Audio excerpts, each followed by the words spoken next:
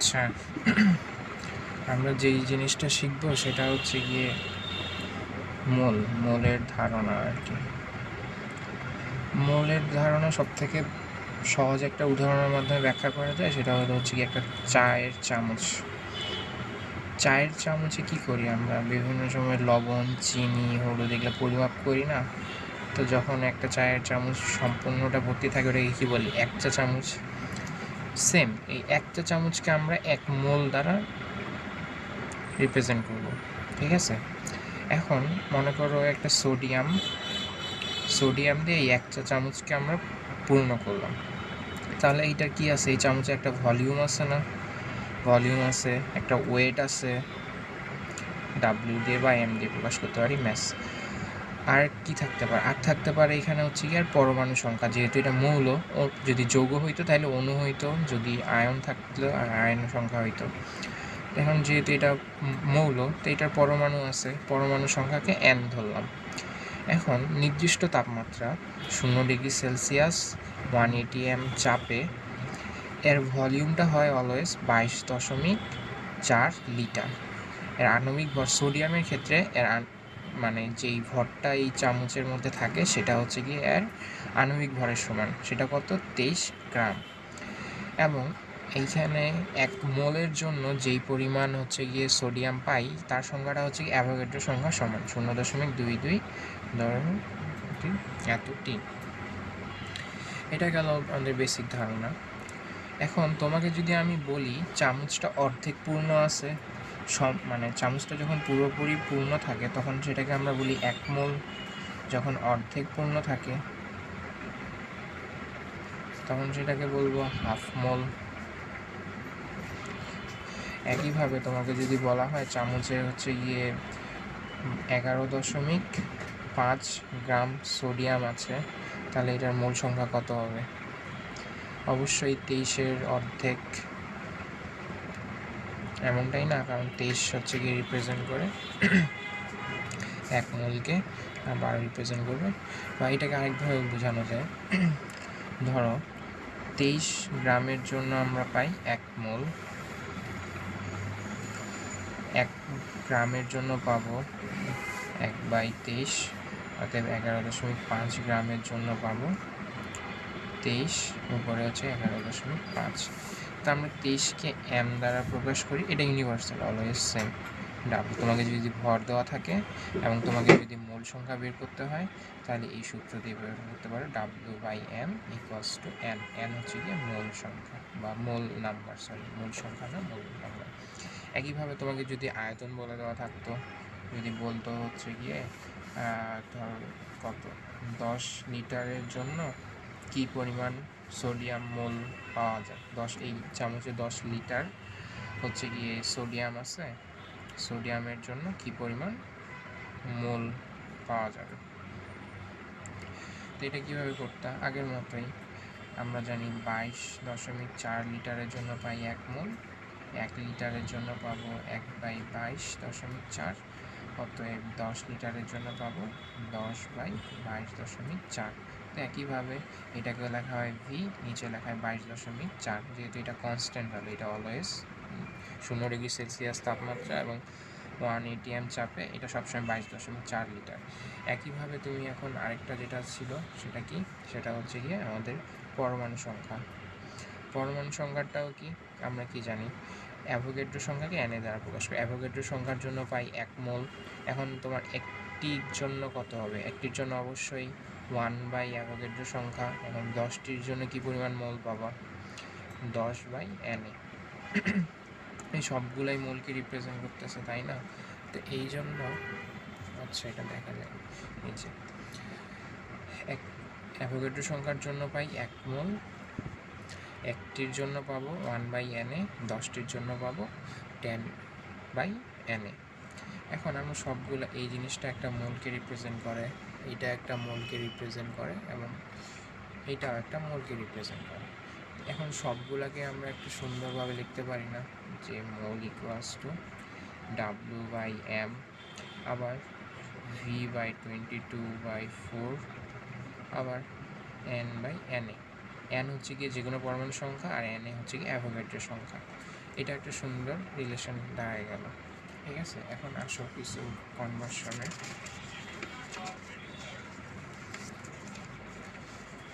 ধরো তোমাকে আমি বললাম যে হচ্ছে গিয়ে একটা মৌল ক্লোরিন 72 গ্রাম ক্লোরিনের জন্য, ক্লোরিন মৌলের জন্য মৌলের কি পরিমাণ আয়তন, ক্লোরিন পরমাণুর কি পরিমাণ আয়তন বা আয়তন কত। আমরা কি জানি, আমরা জানতাম n = W/m, আর এটা ছিল V/22/4। এটা দিয়ে আমরা পরে করতেছি সমাধান, আগে একটা সাধারণ নিয়মে করি। সাধারণ নিয়মটা কি ছিল, ক্লোরিনের আণবিক ভর কত, 35.5 গ্রামের জন্য 1 মোল। অতএব 72 গ্রামের জন্য কত হবে, 72 গ্রামের জন্য হচ্ছে গিয়ে 72/35.5, 2 পয়েন্ট সামথিং আর কি, যাই হোক আমরা 2ই ধরলাম, ঠিক আছে, 2 মোল। এখন আবার উল্টা ক্যালকুলেশনটা করানো যায় যে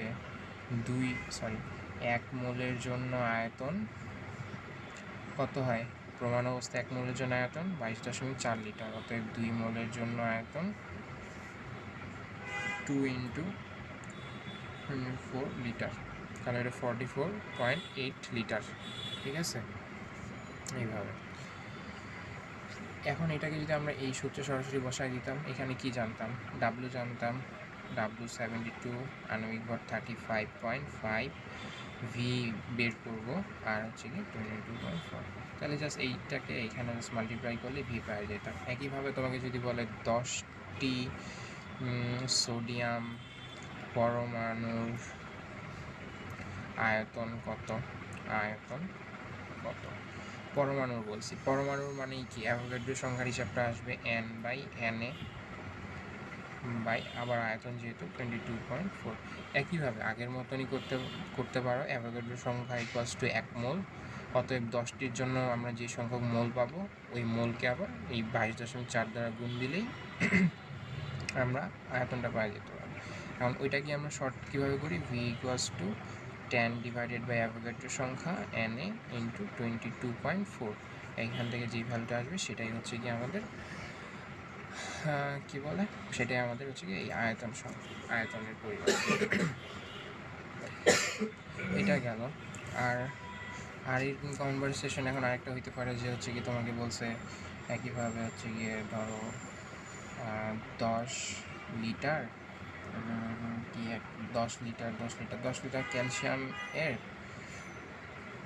ক্যালসিয়াম পরমাণুর ভর কত। তো এটা জাস্ট এই সেম আগে কি ছিল, W/m = V/22.4। ডাব্লুকে বাম পাশে রেখে এম এর কত ছিল, এম এর ভ্যালু, ক্যালসিয়ামের আণবিক ভর 40, এখানে 10, নিচে 22.4। তাহলে এখানে ক্যালকুলেশন করলে যে ভ্যালুটা আসে সেটাই। এখন আসো কিছু গুরুত্বপূর্ণ ক্যালকুলেশনে। দেখো এখানে কি বলছে, 50টি স্বাক্ষর দিতে গ্রাফাইট পেন্সিলের 55.6 গ্রাম খরচ হয়। আচ্ছা, এখানে আমি সম্ভবত ভুল লিখছি, এটা মিলিগ্রাম বা গ্রাম, দুইটার মধ্যে একটা হইতে পারে। ধরো মিলিগ্রাম ধরেই সম্ভবত করছিল বইয়ে, এটা খুব ফেমাস মেথডটা আর কি, সবাই করে। তাহলে এখানে প্রতিটি স্বাক্ষরের জন্য কয়টি কার্বন পরমাণু খরচ হয়। পরমাণু খরচ মানে কি, অবশ্যই n এর সংখ্যা আসতেছে অ্যাভোগাড্রো, আর আমাদেরকে কী দেওয়া আছে, ওয়েট দেওয়া আছে। তার মানে ওয়েটের সাথে অ্যাভোগাড্রো সংখ্যা সম্পর্ক, তার মানে এটা কি ছিল W/m n/na, এইটাই ইউজ হবে। কিন্তু এখানে বলছে একটি স্বাক্ষরের জন্য, 50টি স্বাক্ষরের জন্য খরচ হয় এত, অতএব একটি স্বাক্ষরের জন্য কত। তো সুন্দর হিসাব। আমরা কি করবো, ফার্স্টে দুইভাবে করতে পারি। ফার্স্টেই হচ্ছে গিয়ে একটি স্বাক্ষরের জন্য কত মিলিগ্রাম খরচ হয় সেটা বের করতে পারি, বা আরেকটা করতে পারি, সেটা হচ্ছে গিয়ে আরেকটা যেটা করতে পারি সেটা কি বলে, সেটা হচ্ছে গিয়ে এই ফার্স্টেই 50 গ্রাম 500কে এই 500টি স্বাক্ষরের জন্য যেটা প্রয়োজন হয়, একটির জন্য কতটা প্রয়োজন হয় ওটা বের করে নিয়ে বাকিটা করতে পারি।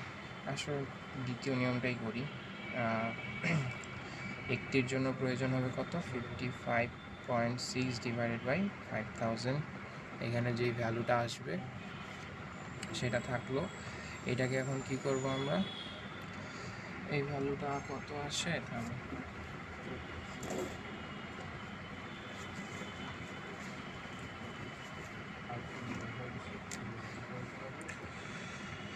55.6 ডিভাইডেড বাই 500। একটি স্বাক্ষরের জন্য প্রয়োজন হয় 0.112 মিলিগ্রাম। এটা হচ্ছে কি এত গ্রাম মিলিগ্রাম প্রয়োজন হয়। অতএব এখন এখানে আমরা জাস্ট ভ্যালুটা বসাই দিই। এটা পাইলাম কি ডাব্লিউ এর ভ্যালু। আরেকটা জিনিস, গ্রাফাইট মানে কার্বন, তাহলে কার্বন আণবিক ভর কত, 12। তো 12 ইউজ করবো এমের জায়গায়। তাহলে 0.112 ইন্টু 10⁻³ -3 কেন, মিলিগ্রামকে গ্রামে নিলাম। এখন 12 এন এর ভ্যালু বের করবো, অ্যাভোগাড্রো সংখ্যা 6.022 10⁻23। এটাকে জাস্ট এই পাশে মাল্টিপ্লাই করলে কত আসে,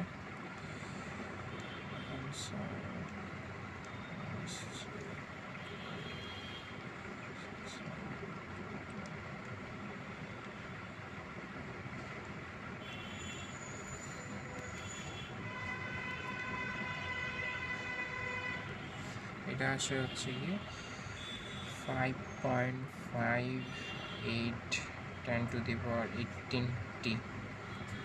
এখন এটা গেল তোমার সাধারণ হিসাব। আমি তোমাকে শুরুতেই বলছিলাম যে এই যখন আমরা এই ক্যালকুলেশনগুলো করি তখন আদর্শ তাপমাত্রা ও চাপ মেনটেন করি। কিন্তু এখানে দেখো 27°C তাপমাত্রা এবং 750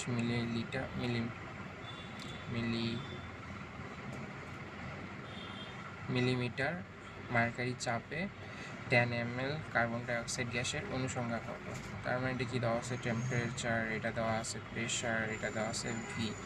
আমরা আদর্শ গ্যাস চ্যাপ্টারে একটা সূত্র পড়ছিলাম, PV/T111/V2 এখন আমরা কি এই ক্যালকুলেশন এখানে যে ভ্যালুগুলো ইউজ করি এগুলো সব হচ্ছে কি আদর্শ তাপমাত্রা ও চাপের জন্য। তাহলে আমাদেরকে এখানে সবগুলো ধরো P2 এর ভ্যালু 27°C, সরি এটা হচ্ছে কি T2 এর ভ্যালু, V2 এর ভ্যালু 10 ml, আর আরেকটা কি ছিল প্রেশারের ভ্যালু 705 মিলিমিটার মার্কারি চাপ। তো এটাকে এখন আমরা আদর্শ অবস্থায় তুলনা করব। আদর্শ অবস্থায় টি হচ্ছে গিয়ে 0°C। আচ্ছা, সেলসিয়াসকে অলওয়েজ ক্যালভিনে নিতে হয়, তাহলে এটা 3 কেলভিন, 273 কেলভিন। আর ভলিউম V1 এর ভ্যালু বের করব। পি এর ভ্যালু হচ্ছে গিয়ে আদর্শ অবস্থায় 760 মিলিমিটার মার্কারি চাপ। আমি ভ্যালুগুলো বসাই দিলে আসে 760 V273 300, এর ভ্যালু ছিল 75, এর ভ্যালু 10। এখান থেকে ক্যালকুলেশন করলে ভি এর ভ্যালু আসে